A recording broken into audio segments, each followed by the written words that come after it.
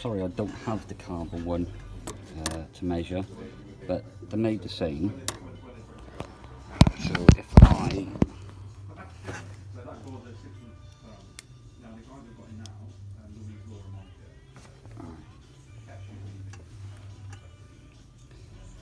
can look at the overall width, 12, it's in mils. You get a slight taper going down towards the front. And you can see that tapers, tapers down to 10. The length of your scale,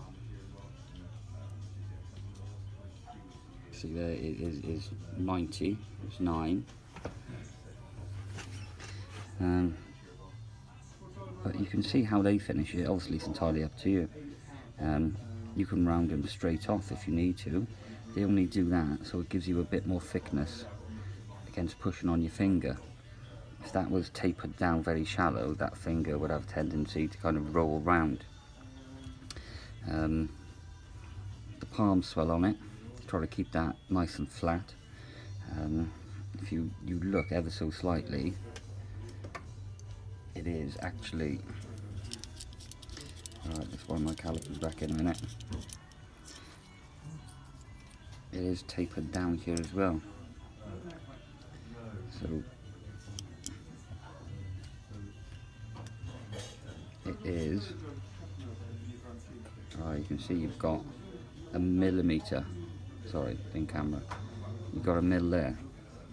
So it tapers down a little bit towards the palm swell, widest in the centre, and then out. Your actual scales though, you can make them as thick as you want, but looking at that, you're only looking at like 4 mil for the scales. And just follow the contour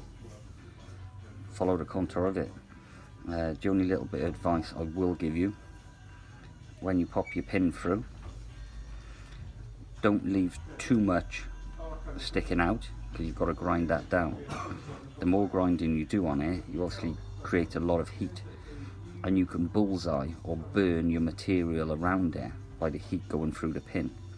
So try to cut it off as short as possible, and then keep it as cool as possible when you grind your pin down flush, because you don't want, if you've got a nice piece of wood or carbon fibre, to scorch and burn around the actual perimeter of the stud you're using. And the same with the lanyard tube on it. Cut it down as flush as you can before you start shaping, and try to keep it as cool as you can. But hopefully that helps. When it's done, send me a video. I always like to see people's work. Thank you, Steve.